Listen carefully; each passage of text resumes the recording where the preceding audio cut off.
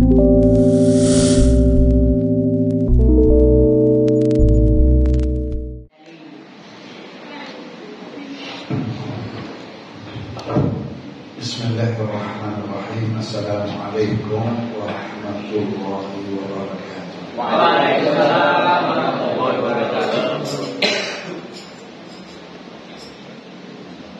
Ya, manusianya ada kemiripan dengan kerupuk. Ya tidak kena adem ayam. Iya. Ayam. Terutama ibu-ibunya. Kue kerupuk ayam. Ya. Perlu digoreng maneh. Ya. Assalamualaikum warahmatullahi wabarakatuh.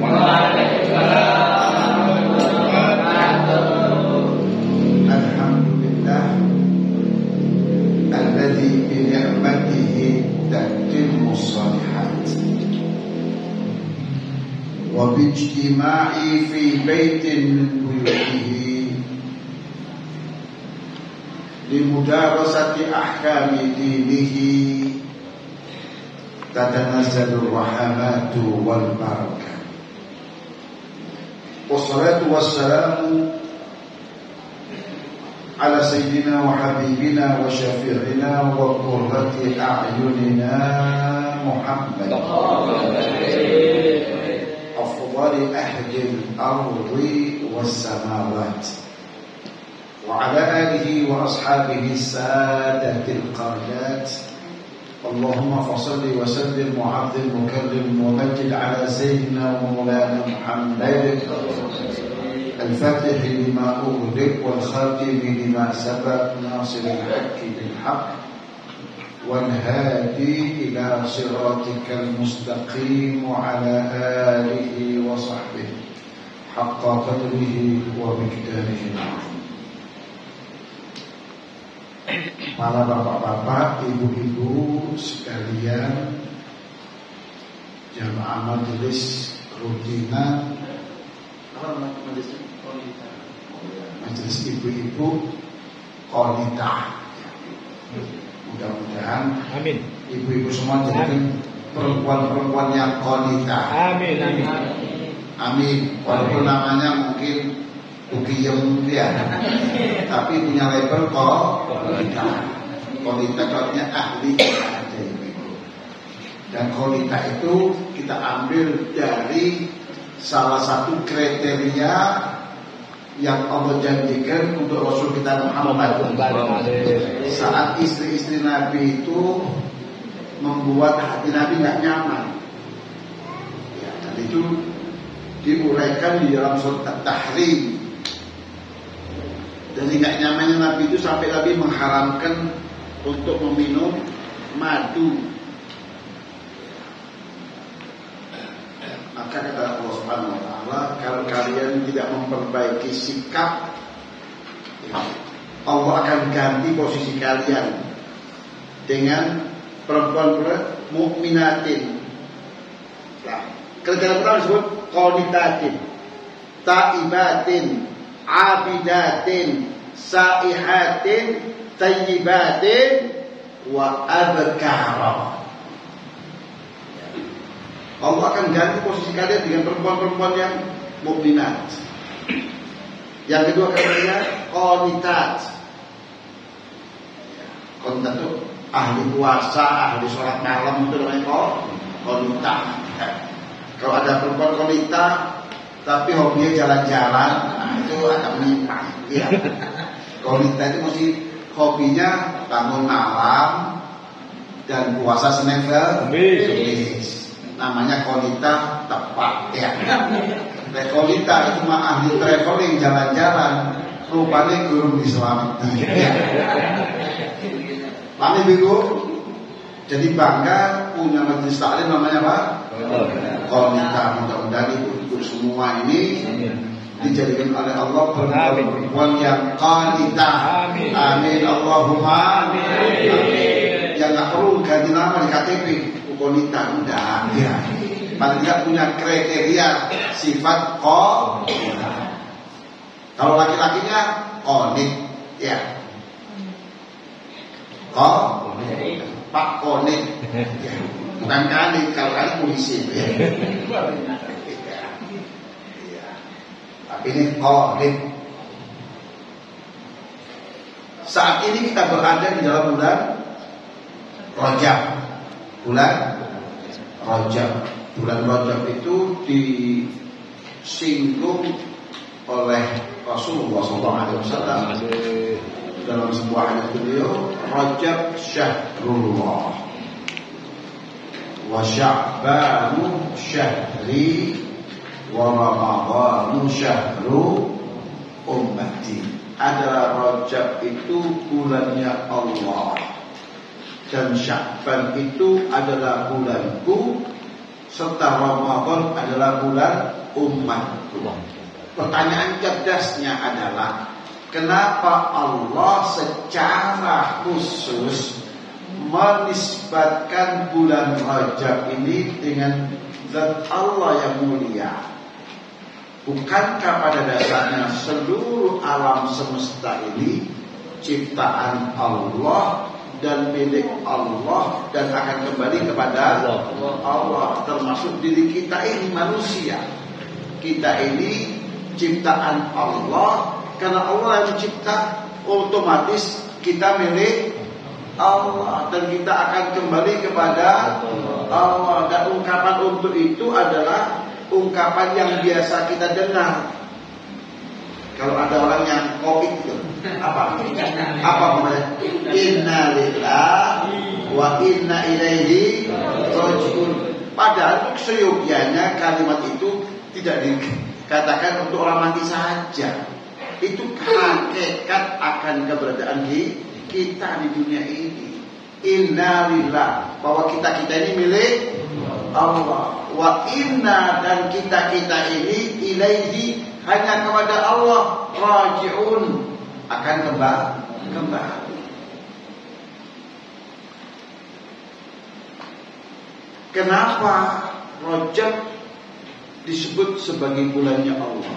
Itu kasusnya sama seperti masjid itu rumah Allah. Ya, masjid itu disebut apa? Rumah Allah. Tapi yang punya label Baitullah itu hanya apa? Ka'bah. Maka penisbatan ini memberikan nilai tambah untuk Ka'bah itu. Dalam hal ini penisbatan itu memberikan nilai tambah untuk Rajab itu. Maka apa arti yang sesungguhnya Rajab Syahrullah itu? Adalah Rajab Syahrullah itu ay syahru rahmatillah, bulan kerahmatan Allah. Loh, apakah selama ini bulan-bulan yang lain itu bukan bulan rahmat Allah? Bulan rahmat Allah juga. Karena kalau manusia ingin menghitung rahmat Allah, pasti dia akan sanggup untuk menghitungnya. Wa izza'udu ni'matallahi la tuhsuha. Niscaya kalian tidak akan pernah bisa menghitungnya. Maka dikatakan oleh para ulama, kalau rahmat Allah yang turun kepada umat Muhammad sepanjang tahun seperti hujan yang turunnya gerimis saja atau rintik-rintik, ya. Tapi kalau rahmat Allah yang Allah turunkan di bulan Rajab itu seperti hujan yang dialami oleh masyarakat kampung Genengan, desa Genengan pada hari ini, ya, sampai banjir. Udah deras. Rahmat Allah yang Allah turunkan di bulan Rajab ini juga lebat sekali, banyak sekali, sehingga bulan Rajab itu disebut dengan Syahrullahil Asad. Bulan Allah menumpahkan rahmatnya kepada umat Muhammad. Rahmat Allah itu disuntak, ya. Jadi kalau selama ini cuma diberikan tetesan air rahmat Allah, nah di bulan Rajab ini Allah menuangkan rahmatnya, melimpahkan rahmatnya kepada Muhammad SAW. Maka di antara 17 nama dari bulan Rajab, salah satunya adalah Syahrullahil Asad. Maka itu artinya apa? Kesempatan kita untuk meraih rahmat Allah. Kesempatan kita untuk menghadirkan rahmat Allah. Kesempatan kita untuk membasahi pelataran kehidupan kita dengan rahmat Allah. Mungkin sempat terlintas di benak kita betapa jauhnya kita dari rahmat Allah. Itu saat kita mendambakan sesuatu, mengharapkan sesuatu. Bahkan harapan dan dambaan itu sudah kita tuangkan dalam bentuk doa-doa kita, memohon dan meminta pada Allah. Tapi apa yang kita mohonkan, apa yang kita pinta, apa yang kita dambakan, apa yang kita harapkan, tak juga kunjung kesampaian. Maka sempat terlintas di benak kita betapa jauhnya kita dari rahmat Allah. Kalau itu yang terjadi, maka di bulan Rajab inilah kesempatan kita untuk meraih rahmat Allah, untuk menghadirkan rahmat Allah dalam kehidupan, untuk memastikan diri kita ini sebagai hamba-hamba Allah yang dirahmati melalui keberkahan bulan Rajab. Nah, salah satu di antara keistimewaan bulan Rajab itu apa? Karena memang Allah hadirkan 4 bulan yang mulia ini sebagai fasilitasi untuk umat Muhammad SAW.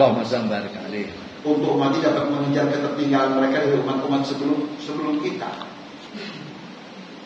Maka salah satu fasilitasnya adalah keberadaan bulan Rajab. Nah, di bulan Rajab ini ada sesuatu yang istimewa, peristiwa yang istimewa, yang tadi sudah disinggung oleh Ustaz Rafa.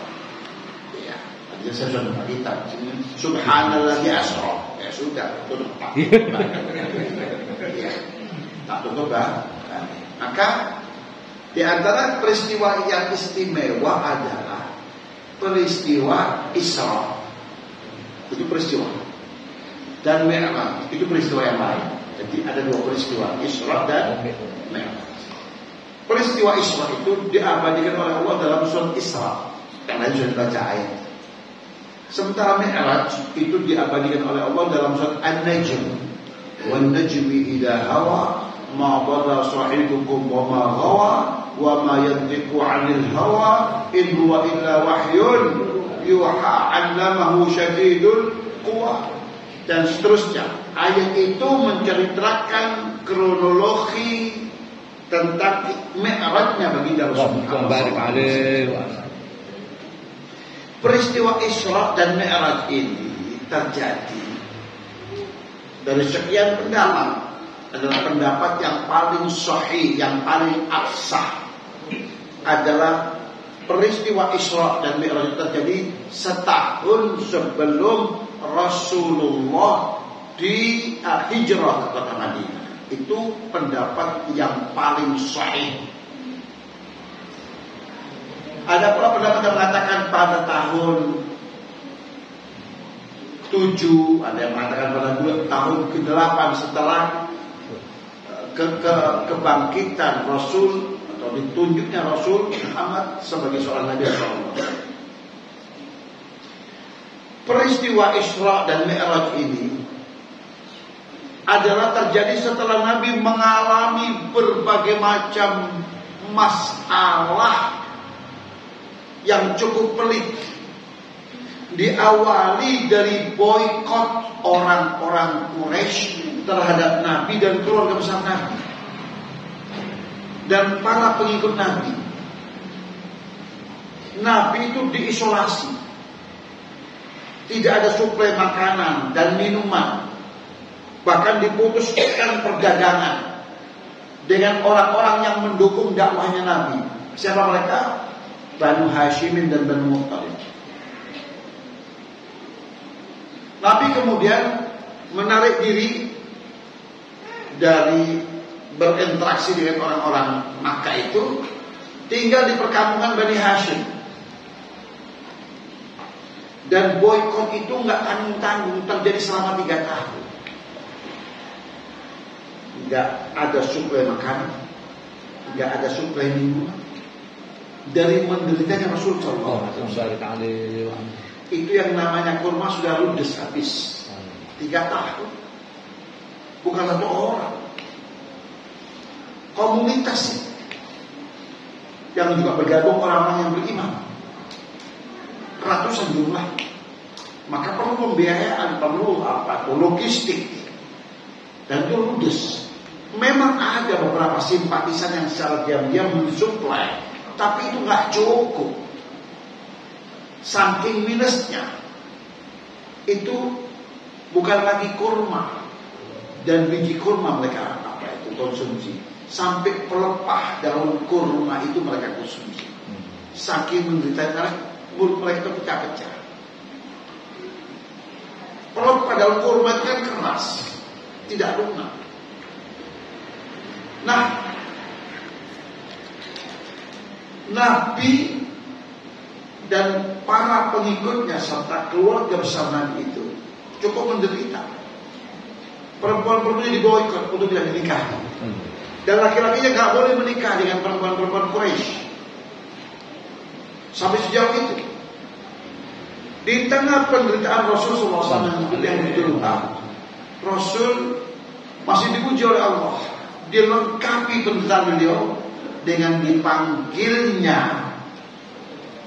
manusia terkasih, manusia tercinta yang selama ini mendukung dakwah Rasul SAW dengan jiwanya dan hartanya. Siapa? Istri beliau, Sayyidatuna Khadijatul Kubra, yang kalau Rasul itu hatinya sedang galau, maka curhatnya hanya kepada Siti Khadijah. Dan Siti Khadijah sebagai istri itu memposisikan diri beliau seperti sebuah telaga dengan airnya yang tenang.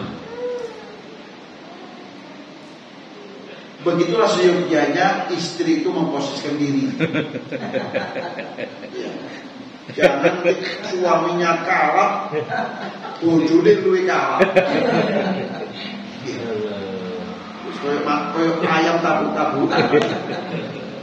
Padahal kan Allah mengatakan di antara tujuan perkawinan itu apa kata Allah? Litaskunu ilaiha, agar kalian wahai para pria mendapatkan kedamaian dan ketenangan. Lah kalau kemudian setelah kawin malah hati nggak tenang, gelisah, resah, kenapa?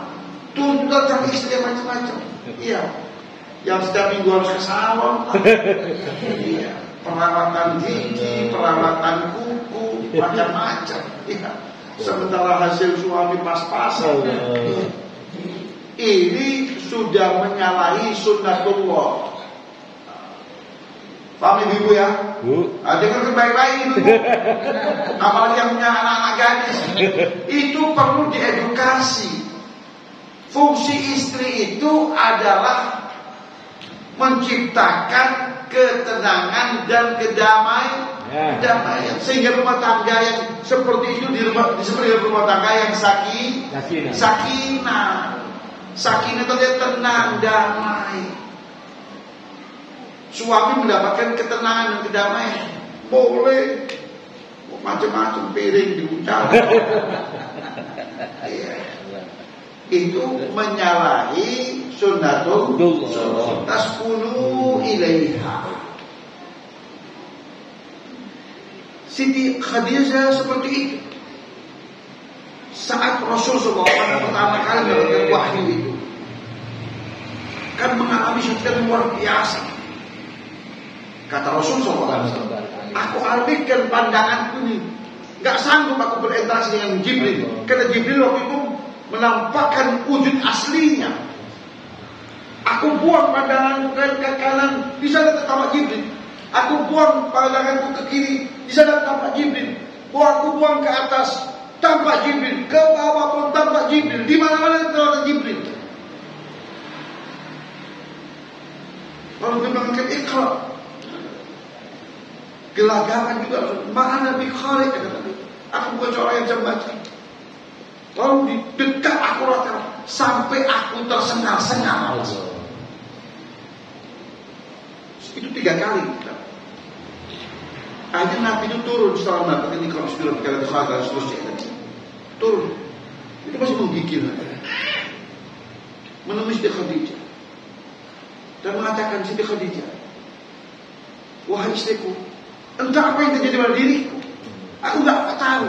Aku ini kenapa? Sampai seperti itu. Kata Siti Khadijah, kala tidak akan mungkin Allah menyia-nyiakan dirimu. Karena engkau orang yang baik hati, engkau seorang yang dermawan, engkau seorang yang penyantun, engkau seorang yang peduli dalam nasib orang lain. Mana mungkin Allah akan mengecewakan dirimu? Lu seperti itu.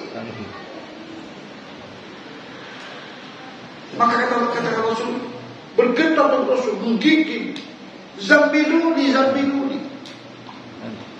selimuti aku, diselimuti.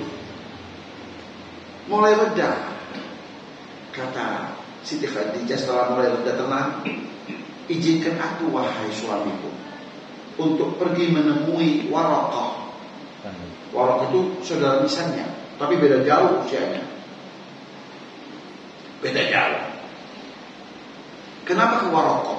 Karena Waraqah itu satu-satunya penduduk Mekah yang melek informasi agama. Beliau beragama Nasrani. Nasrani.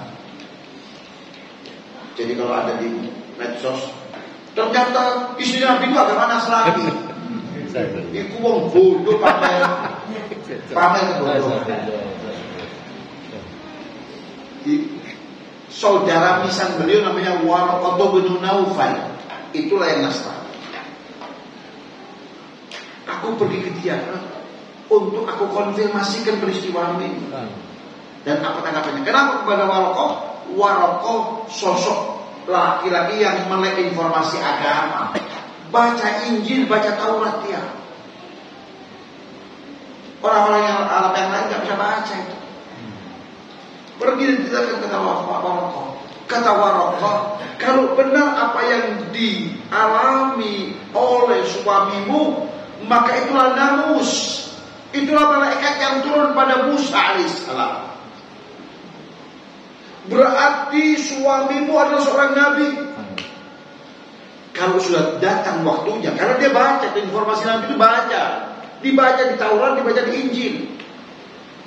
Aku akan mendukungnya. Aku jadi orang pertama yang mendukungnya.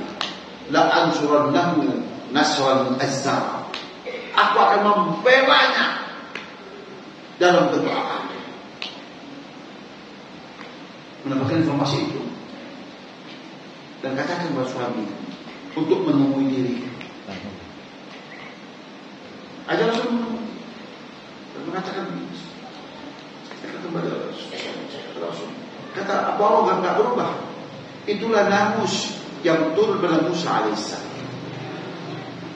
Dan kalau engkau akan diusir oleh kaummu, kata Rasul, apakah mereka akan mengusirku?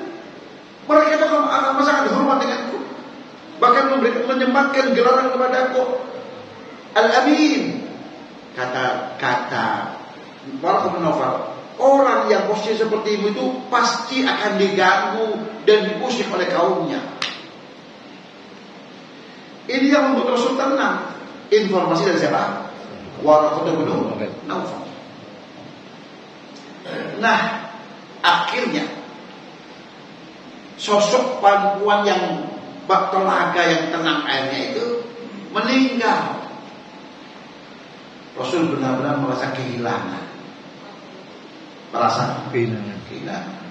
Istri setia, istri yang selama ini dapat menenangkan jiwa beliau, tiba-tiba meninggalkan beliau untuk selama-lamanya. Ya, sopo sing tak kehilangan. Laki-laki mana yang tidak kehilangan? Ya.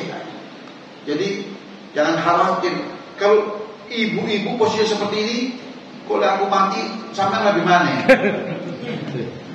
Kami juga khawatirannya. Ya pastilah laki-laki. Iya.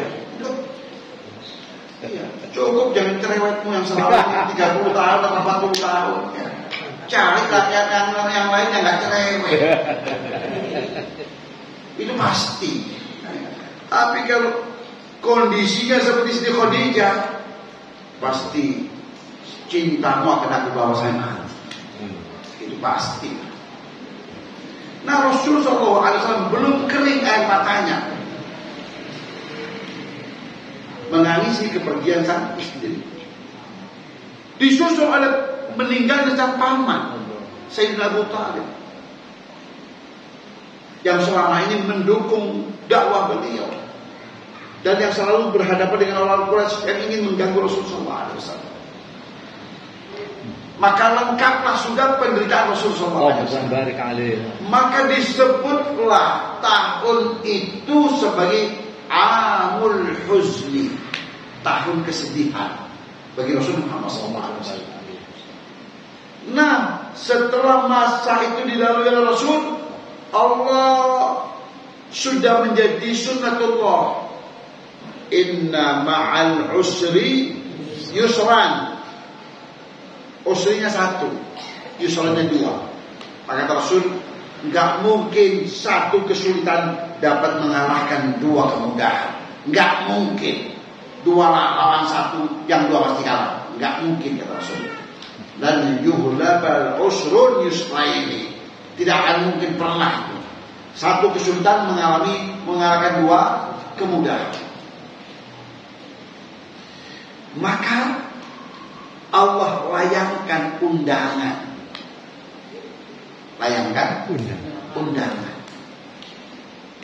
kepada Rasulullah SAW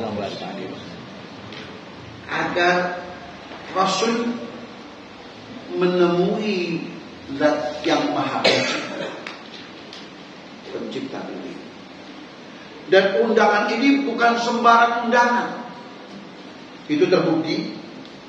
Undangan itu tidak melalui WA atau dengan telepon. Fadhal Ustaz, fadhal. Atau dengan telepon. Tapi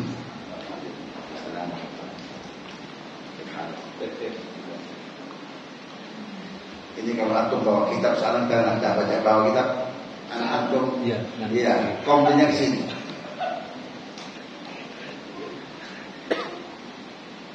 Begitu omongan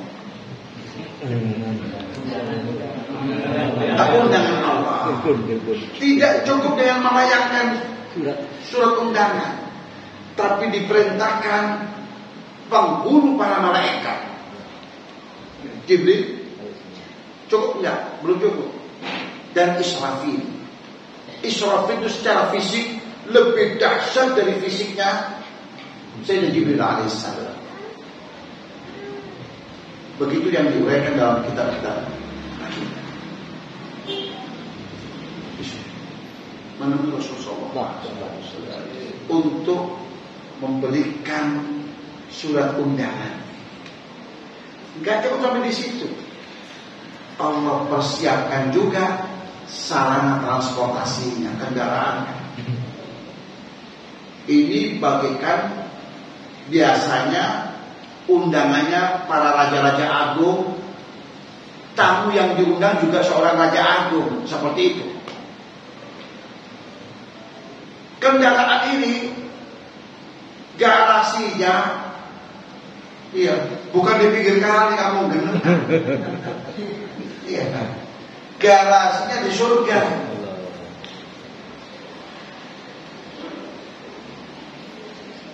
Sarana transportasi ini dia merupakan sarana transportasi untuk para nabi dan para rasul. Tunggangannya para nabi dan para rasul. Tapi kalau itu Rasul adalah manusia yang sekian. Enggak. Buruk itu memang tunggangannya para nabi dan para rasul. Tapi untuk kali itu saat diperuntukkan para Rasul SAW, ia full aksesoris. Iya. Jadi bukan standar. Iya. Avanza standar. Iya. PLC standar. Iya. Enggak. Ini full aksesoris. Kalau dalam bahasa kita bilang musaraja. Itu full aksesoris. Bodinya sudah beda. Mungkin standar aja. Ini standar, PLT standar. Ini grade yang tertinggi. Paham ya? Itu perbedaannya. Ditemui Rasulullah SAW saat itu sudah Masjidil Haram. Dalam satu riwayat antara jaga, sadar, dan tidur. Sebab Rasulullah SAW itu tidak pernah kehilangan kesadarannya. Seketika ini berkaitan dengan kesadaran Rasulullah SAW. Walaupun merem ya, kata Siti Aisyah, wahai Rasul, engkau tidur sebelum sholat witir.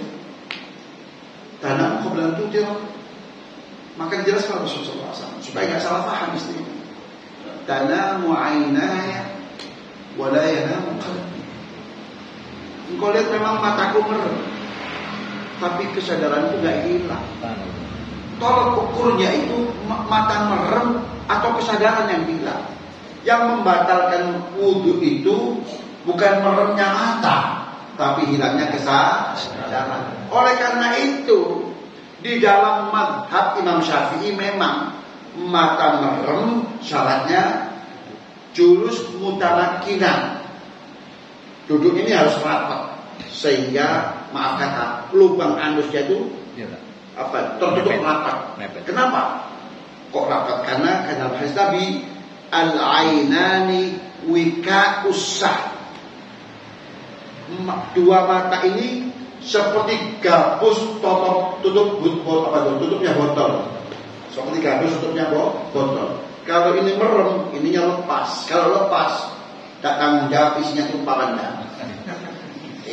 Itu apa itu? Pegangannya Imam Syafi'i hadis ini. Al-ainani wika'ussah. Sahnya dubur, lubang dubur. Oleh karena itu, kalau ini merem, sementara ininya apa itu tidak menjamin kalau lepas, maka duduknya harus apa itu mutamakkinan. Maka Imam Syafi'i lebih menitikkan kepada hayatun naim atau sifatun naum atau sifatun naim, sifatun naim, hayatun naim, sifatun naim. Kita pada bagaimana pola tidurnya orang itu, bagaimana kondisi tidurnya orang itu. Kalau jurus mutamakkinan begini, walaupun tidurnya mimpi 7 benua, bukan 5 benua, 7 benua. Kalau dibilangnya 5 benua, ini 7 benua. 2 benuanya ditemukan. Tidak membatalkan wudhu. Sementara kalau Imam Malik mau tidurnya mutamakkinan atau mutamakkinin itu nggak penting. Yang penting adalah bagaimana kondisi tidur orang itu. Kalau dia masih bisa mendengar suara orang yang di sebelahnya, walaupun tidak memahami apa yang diomongkan, tapi dia dengar, nggak batal wudhu. Tidak batal wudhu. Nah, Rasulullah SAW kata Nabi, yang merem itu mataku, tapi hatiku tidak pernah tidur. Artinya beliau tidak pernah kehilangan kesadaran. Paham ya? Nah, tidur apa? Rasul ditemui. Sempat Rasul mendengar derap suara orang. Rasul bangkit, bangun, dia lihat kanan kiri nggak ada orang. Tidur lagi. Dengar lagi suara dalam rangka. Bangun lagi, nggak ada orang. Sampai 3 kali. Terakhir, cerita Jibril mengatakan, wahai Rasul Muhammad, bangkitlah dan ikuti kami. Lalu Jibril meraih apa itu siku Nabi itu dan mengangkatnya dari tidurnya. Lalu Jibril di sebelah kanan, Israfil di sebelah kiri, berjalan beriringan menuju Zamzam. Dan temannya itu Nabi menuju Zamzam. Di Zamzam itu dilakukan pembedahan dada Nabi SAW. Pembedahan dada Nabi itu untuk yang kala keempat. 4 kali Nabi SAW menjalani apa itu pembedahan dada beliau. Yang pertama waktu beliau bersih 2 tahunan waktu masih di kampung halamannya Halimah Besar. Yang kedua adalah saat Nabi akan menerima wahyu Allah juga dari Tuhan pemberitahuan. Ya. Dan yang terakhir adalah saat Nabi dari Islam dan di Mi'raj. Apa hikmahnya? Hikmahnya adalah yang terakhir. Karena semuanya masing-masing ada hikmahnya. Yang terakhir itu adalah sebagaimana kita tahu, Zam-Zam itu adalah merupakan situs peninggalan Sayyidina Ismail bin Ibrahim. Adalah situs peninggalan keluarga Ibrahim alaihi wassalam. Kenapa dibawa ke sana? Adalah untuk proses yang pertama, penyesuaian diri Rasul sallallahu alaihi wasallam. Karena Rasul itu akan melakukan perjalanan ruang angkasa. Ruang angkasa. Manusia itu bernafas mengandalkan paru-paru. Paru-paru itu mengandalkan oksigen, bukan asam sulfat. Samsul itu. Iya. Asam sulfat. Samsul kan aku sampai. Memerlukan oksigen. Manusia itu di ketinggian tertentu, oksigennya makin tipis, makin tinggi akan habis oksigen. Kalau oksigen habis, seperti ikan dikeluarkan dari air, megap sampai tidak iso, tidak bisa bernafas. Oleh karena itu dalam taklimat terkait tanda take off pesawat itu, dalam kondisi tertentu pakai ini, tarik sini, akan keluar ini, pasang dulu. Paham ya? Itu kan apa? Berkaitan dengan pernafasan kita. Nabi ini akan melakukan satu perjalanan ke luar angkasa yang pertama. Yang kedua, Nabi itu akan mengendarai sebuah kendaraan yang daya jelajahnya, daya tempuhnya itu melebihi kecepatan cahaya. Melebihi kecepatan cahaya. Kalau tidak disesuaikan, mata ini, kornea mata kita bisa pecah karena terparan angin. Iya. Telinga ini bisa lepas. Paham? Nah, maka dilakukan penyesuaian dengan dilakukan pembedahan singkatan itu. Itu hikmahnya. Yang kedua, karena Nabi itu akan melakukan perjalanan ruang angkasa, maka butuh ilmu yang berkaitan dengan alam ruang angkasa itu yang disebut dengan ilmu astronomi. Astronomi, ya. Maka orang yang berkaitan dengan astronomi disebut astronot. Supaya Nabi tidak perlu pakai astronot tadi, pakai apa itu? Gas, iya, pakai kayak belalai itu, iya. Pakai helm ini, ya. Tidak perlu repot-repot, maka dilakukan pembedahan kecil untuk apa itu? Menyesuaikan diri. Yang pertama. Yang kedua, ada alih teknologi dan ilmu pengetahuan tentang astronomi. Kenapa? Karena di antara jajaran para nabi itu, satu-satunya nabi yang menguasai ilmu astronomi itu namanya Nabi Ibrahim. Dan itu dijadikan dalil oleh Sayyidina Ibrahim, penguasaan beliau itu. Kenapa? Karena beliau itu diutus di kaum yang saat itu diantara selain menyembah para berhala, menyembah para bintang-bintang itu. Ada 7 bintang yang mereka sembah itu, kaumnya Nabi Allah Ibrahim. Maka Allah bekalilah Nabi Allah Ibrahim dengan ilmu astronomi tadi itu. Maka diceritakan oleh Al-Quran.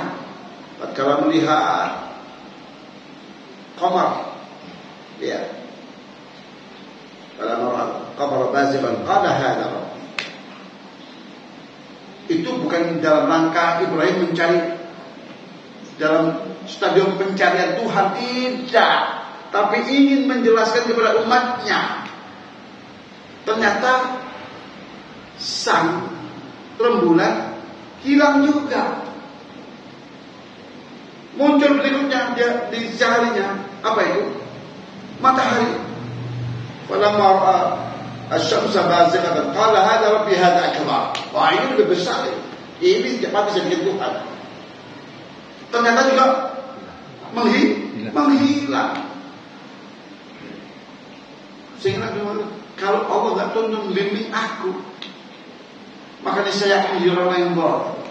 Tujuannya bukan untuk dirinya, tapi untuk umatnya itu.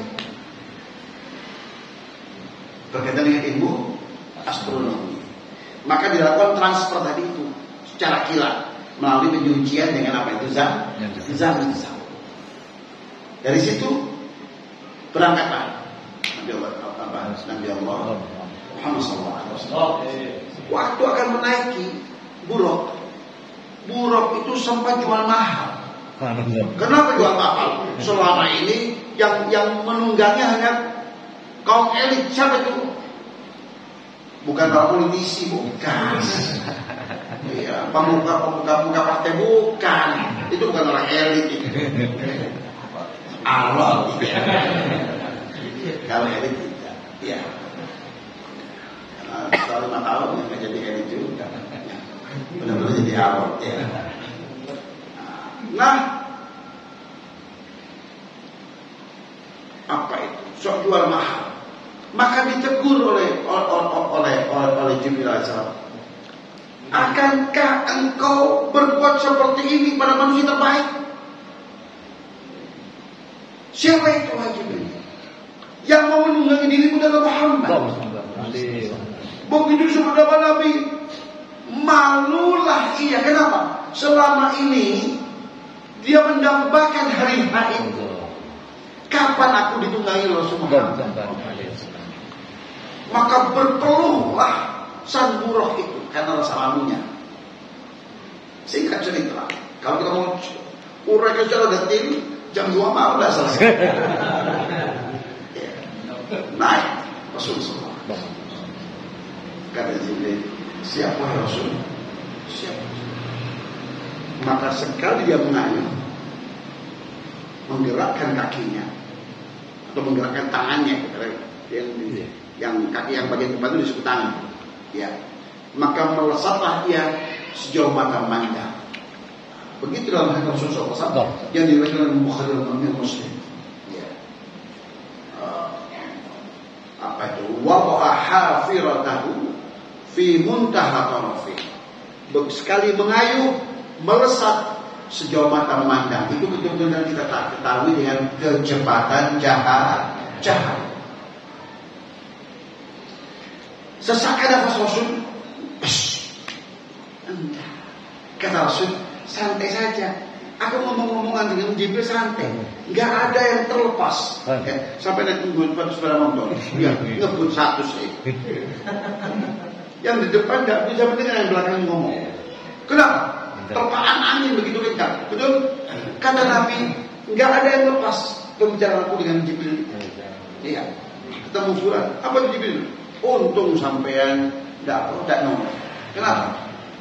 Ada orang tua, nenek-nenek sudah peot, kempong, keriput, tapi genitnya luar biasa. Memanggil-manggil Nabi, ya Muhammad, ya Muhammad, dengan suara yang genit. Siapa dari Jibril? Tua, rambutnya terkepes, putih, kabeh, semek, peot.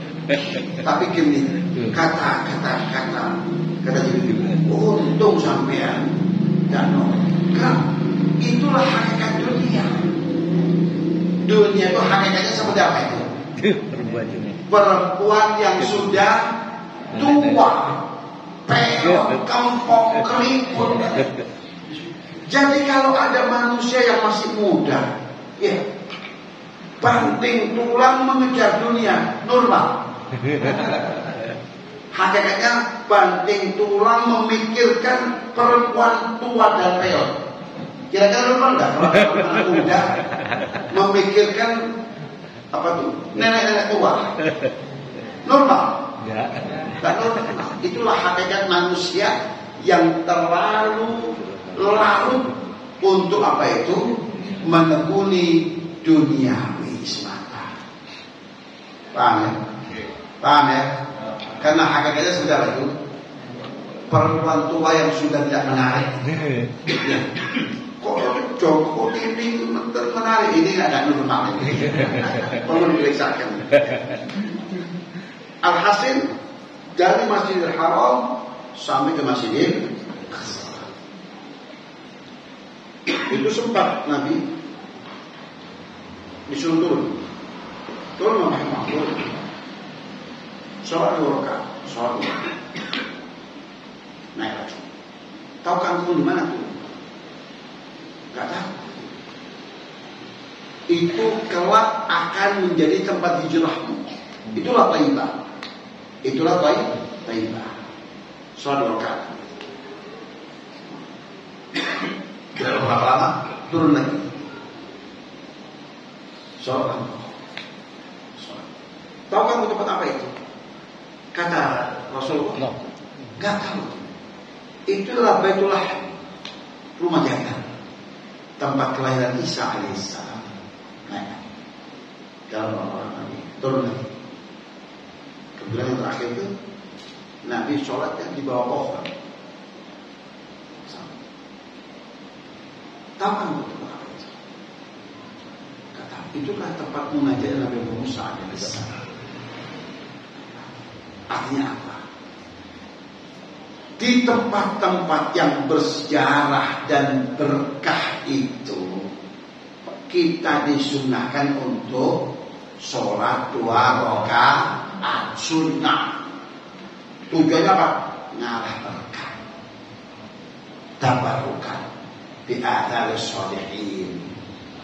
Paham ya? Nah, itu pelajaran yang penting.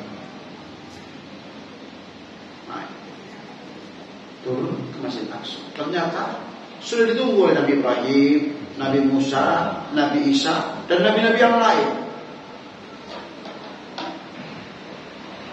Kemudian dipersiapkan oleh Jibril, monggo silakan Anda bertindak sebagai imam sholat. Sholat apa? Sholat sunnah. Dan itu sebagai tanda bahwa Rasul itu Rasul kita Muhammad Imamul Anbiya'i wal Mursalin. Usai sholat selesai, ini bang Mbak bercawan. Yang satu berisi susu, yang satu berisi khamr. Begitu Rasul tidak disodorkan oleh itu. Begitu Rasul tidak mengambilnya, bersih. Pilihlah cawan yang bersih susu. Informasi itu langsung diberikan Rasulullah. Tanpa ada urutannya. Maka Rasul kemudian mengambil susu itu. Ibnu komentar, hudita lil fitrah. Engkau telah tepat di dalam memilih. Engkau pilih kesucian. Jadi susu itu simbol kesucian. Ya, putih bersih. Ya. Bayi itu yang enggak berdosa itu pertama yang konsumsi apa? Bayi lagi. Susu asli. Ya. Walaupun kelahirannya tuban, tempatnya legen, ya. Tapi tetap yang konsumsi asli. Belum? Terserah nanti waktu besar doyan legen. Itu. Wallahu a'lam. Ya. Tapi yang jelas waktu bayi konsumsinya asli. Pertanyaan cerdasnya itu peristiwa Islam. Kenapa dari Masjidil Haram ke Masjidil Aqsa? Kenapa kok dari Masjidil Haram ke Genangan? Kan daya jelajahnya luar biasa. Minal Masjidil Haram ila Genangan. Kenapa kok Masjidil Aqsa? Itu pertanyaan cerdasnya. Jawabannya adalah kalau minal Masjidil Haram ila Genangan, terus Nabi cerita di Genangan masyarakatnya begini, itu Abu Jahal dan kawan mantu-mantu. Masih kongkoro enggak? Paham ya? Tapi Allah pilihkan satu tempat yang amat sangat familiar untuk orang-orang Makkah.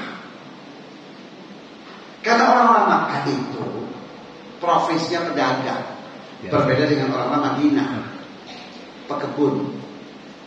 Ini nggak ada lahan, jadi umumnya adalah pedagang. Nah, negeri yang mereka sasar untuk tujuan perdagangan mereka adalah Syam. Di Syam itulah terdapat Masjidil Aqsa. Jadi tempat Masjidil Aqsa itu tempat yang begitu dikenal dengan baik oleh masyarakat Makkah. Sementara itu pada saat yang sama orang-orang Makkah tahu bahwa Nabi ini nggak pernah ikut-ikutan dagang di Masjidil Aqsa sampai di Masjidil Aqsa. Dulu waktu kecil, waktu usia 6 tahun pernah dibawa oleh pamannya Abu Thalib berdagang kayak umumnya orang Makkah, dagang.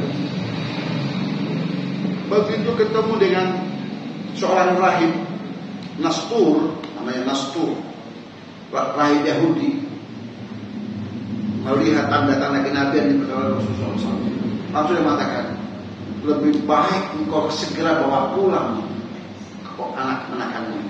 Jangan sampai Yahudi tahu seperti yang aku tahu, akan mengancam keselamatan kemenanganmu. Maka khawatir akan keselamatan Nabi segera bawa pulang. Bahkan nggak sempat dagang di Abu Thalib, mencintai Rasulullah. Jadi kalau kemudian Rasul berceloteh dan bercerita tentang Masjid Aqsa, itu sebuah tantangan untuk apa itu? Masyarakat Makkah. Sebuah tantangan untuk masyarakat Makkah. Kalau Rasul benar, mereka akan mengatakan, coba ceritakan kepada kami ABC. Berbeda kalau di Nasrani tidak didengar. Apa yang kita ulang? Oh memang tidak pernah. Apalah dia harus bikin dengar? Kan tidak pernah. Ikan Abu Jahal, Abu Lahab nggak pernah. Kalau Abu Janda, bawa konjonya Abu Jahal, Abu Janda. Nah, itulah hikmahnya.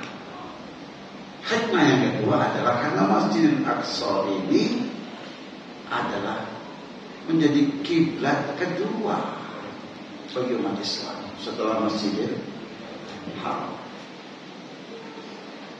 Benar saja, begitu diceritakan oleh Rasul SAW, aku semalam ke Masjidil Aqsa.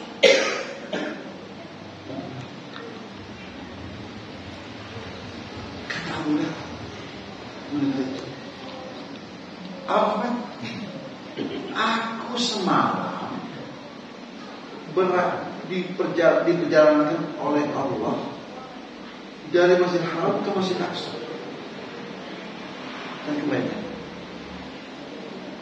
Engkau diperjalankan ke Masjidil Haram, Masjidil Aqsa sudah lagi. Dalam semalam, iya, tunggu dulu. Aku akan kumpul ke orang-orang Makkah dan tolong ceritakan kita yang sama. Kata Rasul. Wah, ini promosi gratis. Kenapa tidak? Why not? Silakan. Padahal tujuannya adalah ingin memperbankan Nabi. Halo Abu Jahal. Ayo kumpul, ngapain kumpul? Ada cerita yang luar biasa yang akan diceritakan Muhammad. Ingin menelanjangi Rasulullah SAW, tujuannya gitu. Sudah, mereka kumpul.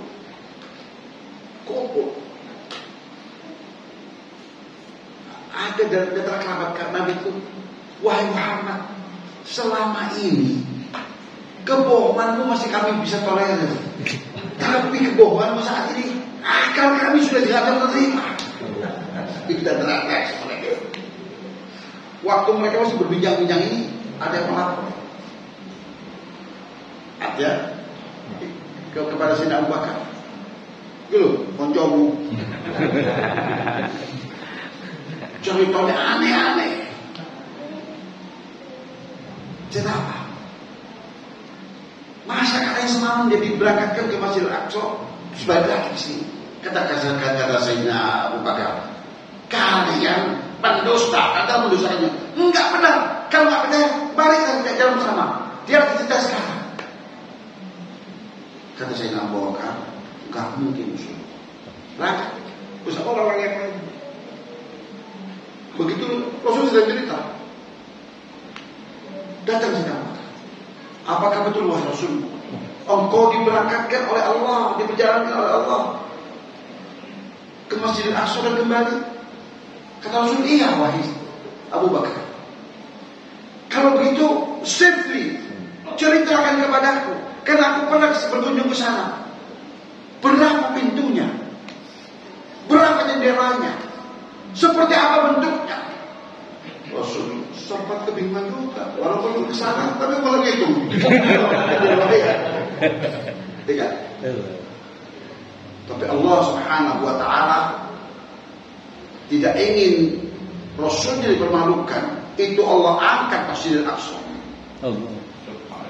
Dan Allah dekatkan kepada Rasul Muhammad SAW. Yang lain nggak kelihatan, karena ini mukjizat. Lu apa nggak rontok kabeh lah. Bodoh. Dimensinya dimensi mukjizat. Mukjizat itu memang sesuatu yang nggak masuk di akal. Karena di dunia ini nggak semuanya harus akal. Kenapa? Akal sampai terbatas. Sirkuit akal saudara itu terbatas. Kemampuannya terbatas. Maka ada hal-hal yang bersifat intuisi. Cukup diyakini dengan apa itu? Hati. Kalau saya bertanya sekarang, saya gampang-gampang saja. Kata Allah Subhanahu wa Ta'ala, wa fi anfusikum afala tubsirun. Di dalam tubuh kita ini ada berjuta kuman. Dan kuman itu makhluk Allah yang hidup. Hidup dan berkembang biak. Betul? Sampai kalau jalan-jalan kuman. Terus tahu yang sudah apa kuman itu? Lagi pesta orang sini. Terus sampai. Jadi tidak semua yang ada harus dapat apa itu dijangkau oleh apa itu? Dijangkau oleh mata, karena mata kita juga terbatas. Iya. Terlalu gelap kita tidak bisa melihat. Terlalu terang juga kita tidak bisa melihat. Silau. Betul? Betul. Kayak stop ya motor. Bisa nonton. Itu menunjukkan bahwa mata kita terbatas. Terlalu gelap tidak bisa melihat, terlalu terang tidak bisa melihat. Jadi manusia itu semuanya serba terbatas. Nah, didekatkan kata Rasul, oh modelnya seperti ini, wahai Abu Bakar. Kata Sayyidina Abu Bakar, sodakta ya Rasulullah. Pintunya sekian, sodakta ya Rasulullah. Jendelanya sekian, sodakta ya Rasulullah. Bentuk kubahnya seperti ini, sodakta ya Rasulullah. Itu jangan seperti yang diilustrasikan si model ini. Bukan seperti itu Masjidil Aqsa. Dan Masjidil Aqsa lebih besar dari itu. Itu yang kita lihat itu, yang jadi simbol Masjidil Aqsa, itu namanya Qubatus Sakhr. Qubatus Di bawahnya itu ada bongkahan batu besar yang ngawang-ngawang. Dia tidak di bawah, tapi naik. Bisa mengalahkan hukum gravitasi, sehingga dia ngap. Sehingga disebut dengan batu terbang. Batu terbang. Untuk memperingati itu dibangunlah kemudian di atasnya kubah yang dalam dinasti Salahuddin Ayyubi dibangun dengan kubah emas itu. Paham ya? Itu bukan Masjid Al-Aqsa, apa itu wilayahnya lebih luas dari itu. Paham ya? Jadi kalau mengatakan itu masjid tahun lebar, Nabi tahun Isra. Paham ya? Maka ini sekali lagi sok pintar tapi bakal kebodohan. Paham ya? Kita tidak pernah mengklaim itu sebagai Masjidil Aqsa, tapi itu adalah Masjid Qubbatus Sakhr. Begitu sebutannya, Masjid Qubbatus Sakhr. Nah, maka Sayyidina Abu Bakar mengatakan sodakta, benar wahai Rasul, sodakta. Maka sejak saat itulah Sayyidina Abu Bakar itu disematkan kepadanya gelaran As-Siddiq. Tatkala orang-orang Quraisy mendustakan Rasul, justru satu-satunya orang yang mempercayai Rasul dan cinta Rasul adalah Sayyidina Abu Bakar As-Siddiq. Maka beliau bergerak As-Siddiq. Nah, tatkala ini dicintai oleh Rasul, orang maka mendustakan, maka turunlah firman Allah ini, Subhana, diawali dengan Subhana, Maha Suci Allah. Maha Suci Allah yang telah menjalankan hambanya di malam hari. Kenapa Subhana? Untuk menangkal setiap pendustaan yang dilakukan oleh orang musyrik terhadap Rasul Muhammad SAW. Maha Suci Allah, jauh dari segala kebohongan, yang telah memperjalankan hambanya dari Masjidil Haram ke Masjidil Aqsa. Alladzi barakna haulahu, yang telah kami berkahi sekitarnya. Para ulama tafsir mengatakan ai bi maqabilil anbiya. Keberkahan itu diantaranya menurut tafsir dengan dijadikan tempat sekitar Masjidil Aqsa itu kuburan-kuburan para nabi. Yang salah satunya adalah kuburan Sayyidina Daud alaihissalam. Faham ya? Nah, jadi kuburan orang-orang soleh itu binasil Quran adalah tempat yang barokah. Barokah yang kami telah berkahi. Berkahi dengan apa? Dengan dijadikan sekitar Masjid Aqsa itu tempat kuburannya orang-orang soleh, orang-orang suci. Siapa itu? Para nabi-nabi. Paham ya? Selesai episode ini namanya episode Isra. Nabi kemudian diajak oleh siapa? Oleh Jibril alaihissalam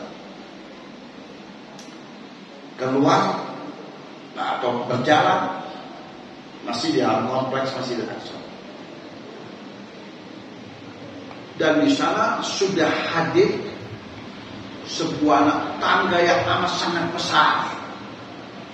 Kalau kita ilustrasikan hari ini, mungkin seperti eskalator. Tinggi dia. Kalau ini Nabi memanjat apa itu? Batu tadi. Yang itu Jibril. Saat Nabi kata Jibril, sudah siapkan wahai Muhammad untuk melakukan episode kedua atau perjalanan kedua, jilid 2. Kata Rasul, aku sudah siap. Naik.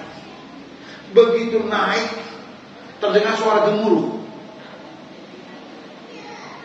Rasul mau terbang. Ternyata batu tempat orang Rasul berbicara itu ikut terbang. terbang. Dan batu itu cukup besar. Kalau dimasukkan ke masjid tertutup masjid ini. Cukup besar. Ikut terbang. Rasul kita Muhammad SAW itu sosok Rasul dan Nabi yang dilengkapi oleh Allah dengan berbagai macam mukjizat, termasuk mukjizat yang diberikan kepada Nabi Sulaiman, dapat berkomunikasi dengan satwa, burung dan seterusnya. Nabi pun bisa berkomunikasi dengan dengan onta yang berkeluh kesah padanya. Bahkan lebih dari itu bisa berkomunikasi dengan yang kita anggap benda-benda mati. Benda-benda mati seperti apa itu? Bebatuan. Nabi itu di awal-awal beliau diangkat sebagai nabi. Kalau jalan di kota Makkah itu sepi, nggak ada orang. Nabi mendengar, Assalamualaikum ya Rasulullah.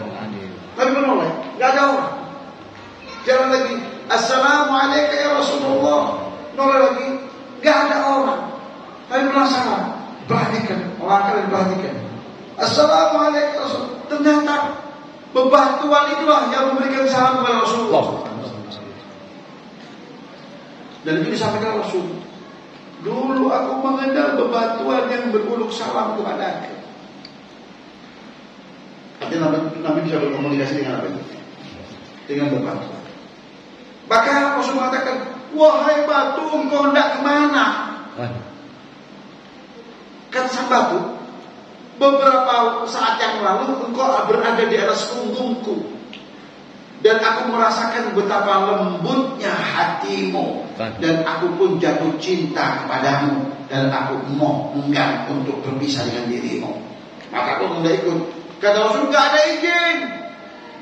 Kalau begitu aku akan tunggu dirimu di tempat ini. Maka aku pun mengawang-awang. Tanda cinta sang batu kepada baginda Rasul Muhammad SAW. Lu kita ini ngaku-ngaku cinta Nabi, cuma terbangan kok. Apa kalau cinta kita itu?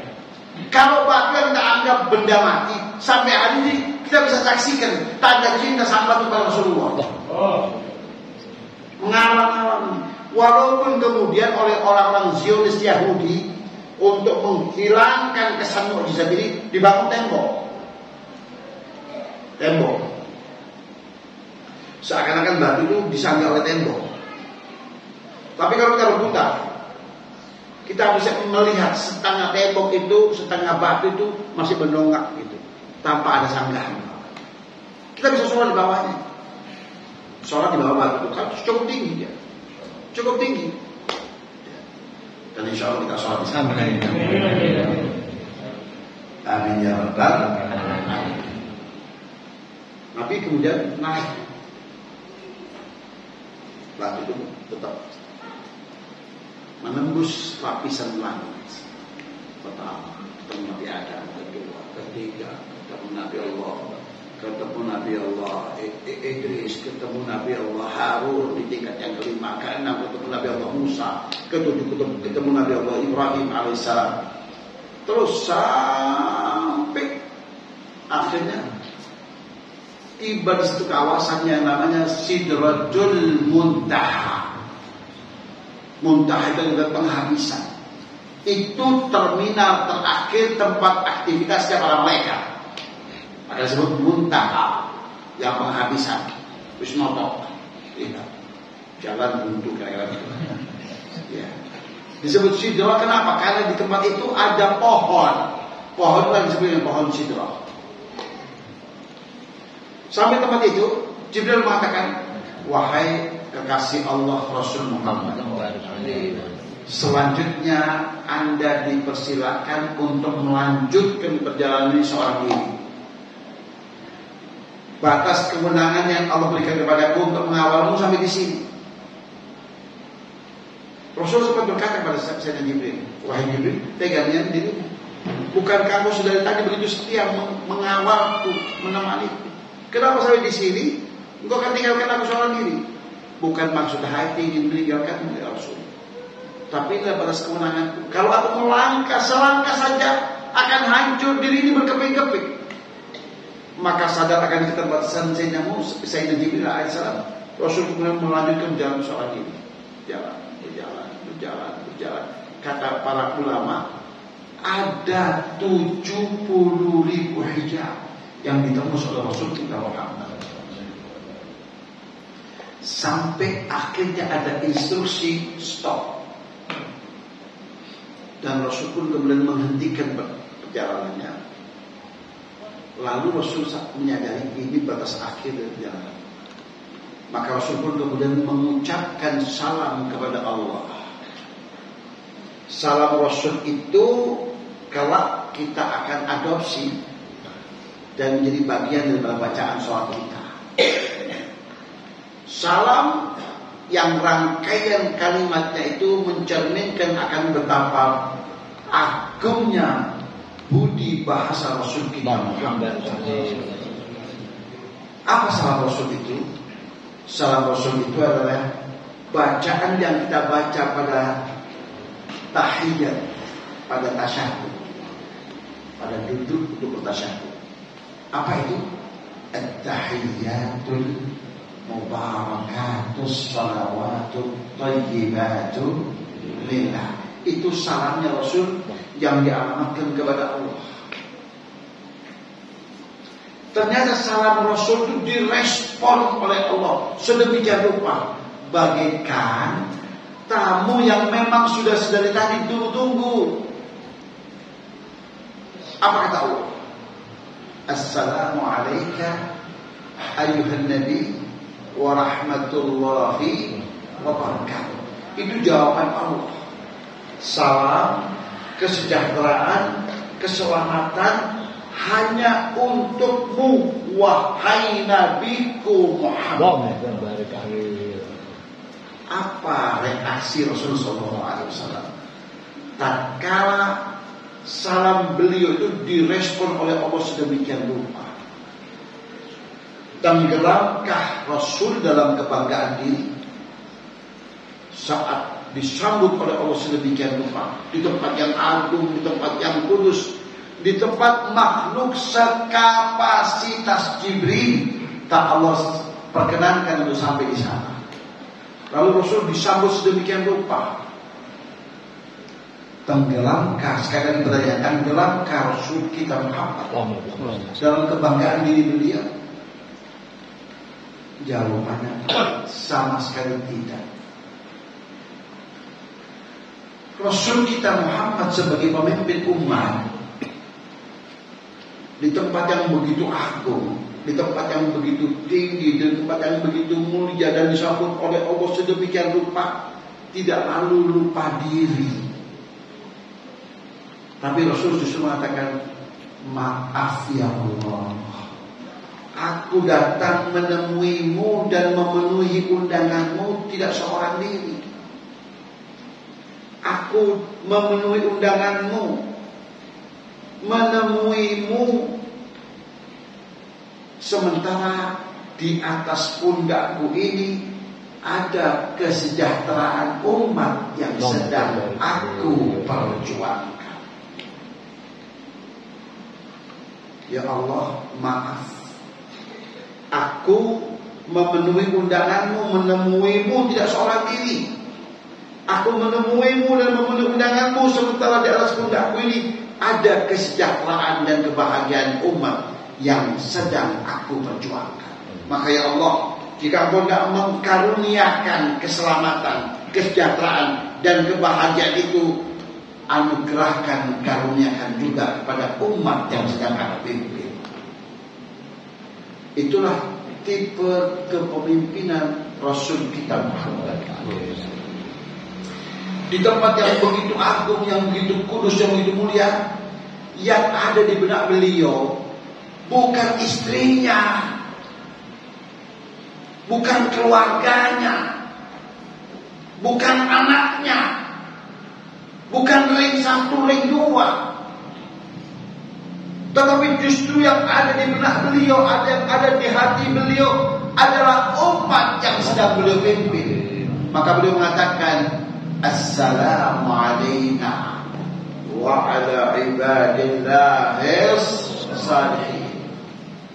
Beda gak dengan tipe pemimpin dunia saat sekarang ini? belum apa-apa, anaknya si Samsul. Samsul Fat. Sampai kayak salah karena Samsul Fat. Ya.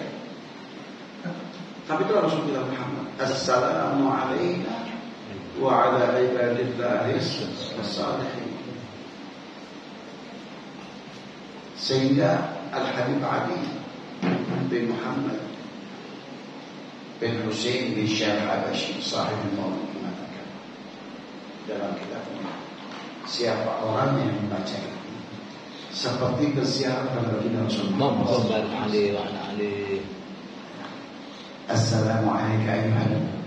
Itu seperti ziarah kepada Rasul kita Muhammad. Kalau kita mengucapkan Assalamu alayna wa ala ibadillahis salihin, seperti menziarahi wali-wali sedunia. Ya. Sampai pernah ziarah wali 5, wali sadunya pingpiro gak gitu. Setiap harinya minimal 5 kali, minimal 5 kali. Nah itu kalau ditambah rokaat yang muakkadah rolas, 5 ditambah rolas 17 kali itu minimal. Sehari sama wali Songo. Kalau siapa itu jalan di Baghdad, ya Al-Imam Junaid juga di Baghdad, iya. Al-Imam Hussein di Mesir, iya. Abul Hasan Asyadili di Mesir, iya. Abul Abbas Al-Mursi di Mesir, di Iskandaria, iya. Bukan wali sekitar Benungan, iya. Walinya wali import semua. Wali seluruh dunia. Assalamu alayna wa ala ibadillahis sholihin. Piro biaya itu murah. Travel opo? Travel lokal. Travel so. Ya, travel so. Nah, itu tahapan itu disebut dengan Mi'raj. Apa tujuannya selain tasliyah Nabi sallallahu alaihi wasallam? Untuk menepis dan mengusir kegalauan hati dan kesedihan Nabi sallallahu alaihi wasallam terkait dirundung musibah yang beruntun itu adalah untuk menerima mandat. Mandat itu saking agungnya, saking pentingnya, ia tak layak untuk didelegasikan melalui kurir. Biasanya selama ini Jibril itu kurir wahyu, Aminul Wahyu, Sayyidina Jibril alaihissalam. Ini kalau penting. Yang pertama, yang kedua, karena mandat ini begitu agung, begitu mulia, nggak layak kalau dititahkan di bumi. Maka perlu diundang yang bersangkutan itu untuk menemui, untuk diberikan langsung mandat itu kepadanya tanpa perantara. Kalau begitu penting gak? Sangat penting dan sangat menentukan nasib manusia. Apa mandat itu? Sholat. Antara sholat dan Mi'raj itu sendiri punya kemiripan yang amat sangat mirip. Maka sholat itu diistilahkan oleh Rasul Mi'rajul Mu'min. As-salatu Mi'rajul Mu'min. 50 Nabi terima. Balik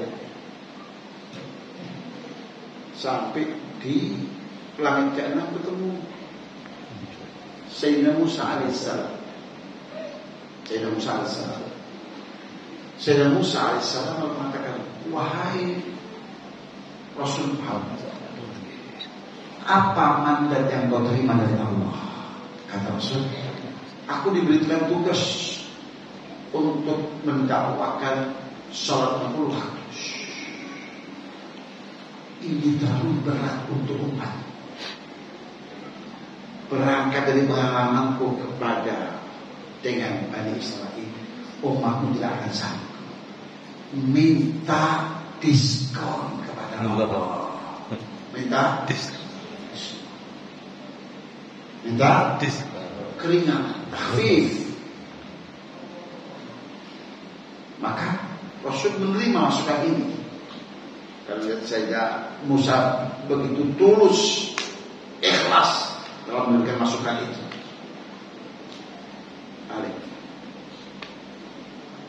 Maka kemudian Allah kurangi 5. Apa? Diskon 5. 10%. Muhammad, umat itu akan sanggup.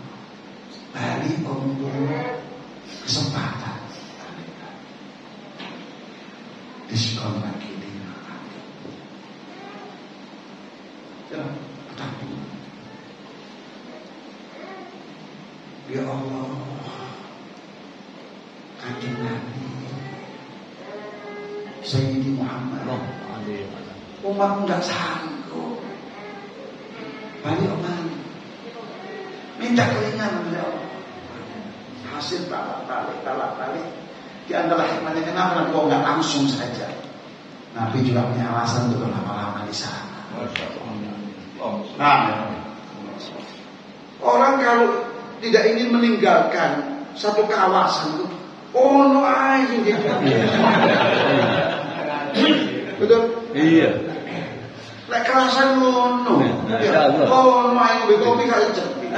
Jadi kok ndak ada. Supaya awet. Paham ya? Jadi kalau gak mungkin akhlak udah seperti itu. Sampean ngaji nggak boleh sampai untuk kita pakai wali. Paham ya? Ngomong kopi saja cepet. Cek suwi. Iya. Sing dibayar ini dari kafe, kan bayar. Bukan kopi ini, wifi ini.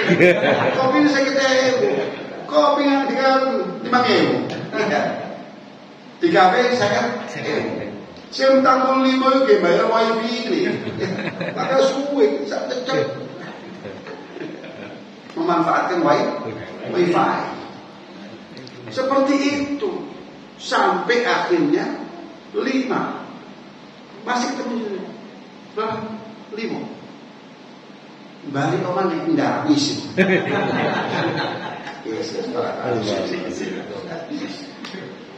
Sungkan. Yang 5 ini sama dengan 50. Jadi kadar dan pahala yang diberikan Allah tidak dikurangi demi cintanya Allah kepada Rasul Muhammad. Rasul tidak ingin dikecewakan. Yang berkaitan dengan kepentingan umatnya itu Allah Subhanahu jadi Allah kepada Rasulullah. Iya. Dan yuhsika rabbuka fi ummatika. Allah tak akan pernah mengecewakanmu hal yang berkaitan dengan kesejahteraan, kebahagiaan dan keselamatan umat. Sallallahu alaihi wasallam. Pertanyaan cerdasnya saat itu yang namanya Nabi Allah Musa itu seurip apa? Wis game over. Masih hidupkah? Atau sudah wafat beliau? Antara waktu Nabi, masa Nabi dan masa Sayyidina Isa saja itu 571 tahun. Itu masa kelahiran Nabi dan masa kewafatan Sayyidina Isa 571 tahun. Kalau diglobalkan 600 tahun. Sayyidina Isa kepada Sayyidina Musa itu kurang lebihnya 2000 tahun. Berapa ini? 2000 tahun. Paham ya? Artinya Sayyidina Musa sudah 2000 sekian tahun meninggalkan dunia yang fana ini. Lah sing ditemui oleh Nabi itu apa? Nabi berhalusinasi. Ya kan dok. Apa yang dengan Nabi? Paham. Maka hakikat ruh itu tidak pernah mati. Paham? Hakikat ruh tidak pernah mati. Inna lillahi wa inna ilaihi rajiun. Tidak dikatakan mayyitun tapi raji'un. Untuk itu kalau kita ke kuburan, apa ucapannya? Assalamu alaika atau alaikum ya ahlal kubur minal muslimin wal muslimat, ya kan? Kalau kita belajar nahwu, yang namanya khitab itu syaratnya liman yakin. Jadi ketemu wedus, assalamualaikum, sampai yang sempel. Paham? Kenapa? Karena sang binatang ghairu aqil, maka nggak layak untuk dilakukan khitab kepadanya. Paham ya? Kalau begitu, ahli kubur itu yaqilun wa yafhamun wa yudrikun. Al-idrak, as-sama' dan seterusnya itu ini min lawazimil haya. Di antara hal-hal yang mengidentikan dengan kehidupan Bapak, bisa mendengar, bisa melihat, bisa berinteraksi. Paham ya? Itu sesuatu yang diidentikan dengan kehidupan lewat mati ini. Ayo, mangapa, mangan gitu. Ya tetap tidak bereaksi. Paham ya? Tidak bereaksi. Iya. Ya, kalau rokok di kuburan aja kok. Beneran di sana. Aku korek. Iya. Ya diwaso mbek juru kunci. Paham ya? Nah, maka itu menunjukkan bahwa yang mati itu hukum jasad ini untuk dunia ini. Sementara hakikat manusia yaitu ruhnya tidak pernah mati. Oleh karena itu ucapannya assalamu alaikum, bukan assalamu alaihim. Paham ya? Tapi assalamu alaikum. Nah, Anda percaya, Anda tidak percaya, Anda sudah menikmati fasilitas itu dari orang yang sebenarnya sudah mati. Siapa dia? Nabi Allah Musa. Kalau Anda tidak mempercayai tentang kehidupan setelah kematian, Anda secara tidak langsung sudah menikmati itu. Mesti Anda tidak percaya, sholatnya 20 waktu, 50 rakaat, bukan 5 kali sholat, itu 50 kali. Karena ini yang dari 50 ke 5 ini hasil masukan dari orang yang sudah Anda anggap mati, yaitu Sayyidina Musa. Paham ya?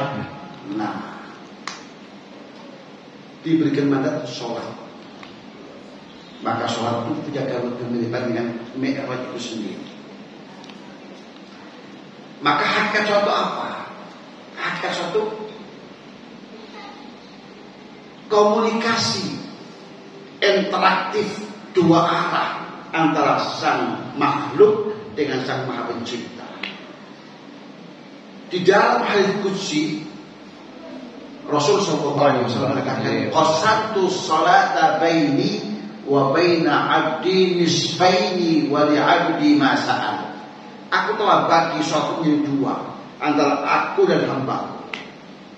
Dan untuk hamba apapun yang dimohonkan akan aku beri. Itu janji Allah melalui hadits qudsi. Fa idza qala al-'abdu alhamdulillahi rabbil alamin qala Allahu hamadani 'abdi. Kalau kita saat itu mengatakan alhamdulillahi rabbil bacaan kita itu apa kata Allah? Hamadani abdi, hambaku telah memujaku. Dikomentari bacaan kita ini. Kalau kita baca Ar-Rahmanir Rahim kata Allah apa itu? Athna alayya abdi, hambaku telah memujiku. Kalau kita beranjak kepada ayat yang berikutnya, Maliki yaumiddin, bisa Maliki yaumiddin, bisa Maliki yaumiddin. Kalau dari sisi arti Maliki itu lebih tinggi, tapi dari sisi pahala Maliki lebih banyak.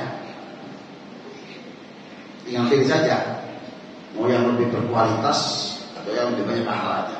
Jadi pada rakaat yang pertama Maliki, pada rakaat yang kedua Maliki.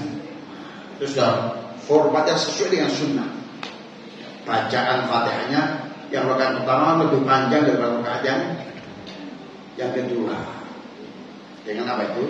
Dengan membaca Maliki pada rakaat pertama, pada rakaat kedua Maliki yaumiddin. Paham ya? Begitu.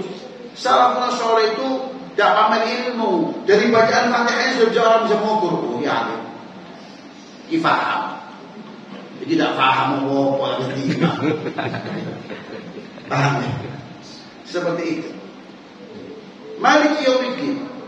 Kata Allah, majjadani abdi, hambaku telah mengakui diriku. Ya. Waktu kita baca iya kena berdua, iya kena saya, kata Allah, ini urusan antara aku dan hambaku. Apapun yang dimohonkan oleh hambaku akan aku beri. Ada kesempatan kita untuk mohon kepada Allah melalui media sholat tadi itu. Pada itu ada sholat hajat, ada sholat istikharah. Sholat ini dimanfaatkan, dimaksimalkan fungsinya. Tapi Allah Subhanahu wa taala memberikan arahan kepada kita, kalau minta jangan yang remeh-remeh. Jauh kayak gelang keroncong. Gelang keroncong sampai mati ditinggal. Minta dia menentukan nasib Anda selanjutnya. Itu permohonan cerdas. Untuk itu Allah berikan arahan. Kalau tidak seperti ini, apa itu? Ihdinas siratal mustaqim. Kukuhkan aku tetap berada di atas pijakan siratal mustaqim. Siratal mustaqim itu apa? Diterjemahkan oleh Allah kemudian pada ayat yang berikutnya, siratal ladzina an'amta alaihim. Jalan orang-orang yang telah anugerahkan kepada mereka akan nikmat-Mu. Siapa mereka? Diterjemahkan oleh Allah dalam ayat yang lain. Alladzina an'amta alaihim minan nabiyyin wasiddiqin wasyuhada wasalihin wa hasuna ulaika rafiqa. Maka intinya apa? Kita mohon kesetaraan, kesejajaran dengan para manusia-manusia hebat dan manusia-manusia mulia itu. Itu inti dari 17 rakaat dari sholat kita. Memohon kepada Allah untuk dijadikan manusia-manusia mulia. Itu inti sholat kita. Maka sholat itu adalah suatu ibadat yang multifungsi. Multifungsi. Salah satunya apa? Ibadah sholat itu akan lepaskan diri kita dari segala dosa dan kesalahan. Kata Rasul, diibaratkan sholat itu seperti sungai. Ya, seperti sungai yang di depan masjid ini. Kata Rasul, bagaimana halnya ara'aitum law anna nahran bi babi ahadikum? Apa pendapatnya kalau di depan rumahmu itu ada satu sungai yang mengalir ada dengan jernihnya, yaghtasilu fihi kulla yawmin 5 marratin, lalu kalian mandi di sungai itu setiap harinya 5 kali. Hal yabqa min daranihi syai'? Apakah masih ada tersisa kotoran yang menempel pada tubuh kalian? Sahabat bereaksi menjawab, ya Rasul, kalau 5 kali pasti jaminannya nggak ada polot yang menempel. Amin. Boleh mondok-mondok apa? 5 atus digosokin dia. Layak kemendaraan Isya ya Rasulullah. Kata Rasul, mathalus salawatil khams, seperti itulah kedudukan salawat yang waktu. yamhullahu bihinnal khataya, di mana Allah senantiasa akan menghapuskan dengan pelaksanaan sholat lima waktu itu semua dosa dan kesalahan. Ulama menggarisbawahi yang dimaksud adalah dosa-dosa kecil. Kalau dosa-dosa besar melalui taubat yang nasuh. Jadi intinya apa? Rasul berangkat menuju sana adalah untuk dibekali sholat lima waktu. Maka jadikanlah sholat lima waktu itu bekal kita untuk menggapai kesuksesan hidup di dunia dan kesuksesan hidup di akhirat. Paham ya? Mudah-mudahan Allah jadikan kita pelaku-pelaku, penegak-penegak dan pelaksana-pelaksana sholat yang baik. Rabbi ja'alna muqimis shalah wa min dzurriyyatina Rabbana wa taqabbal du'a. Wa sallallahu alaihi wasallam wa ala alihi wa sahbihi wasallam. Walhamdulillahi rabbil alamin. Assalamualaikum warahmatullahi wabarakatuh. Waalaikumsalam.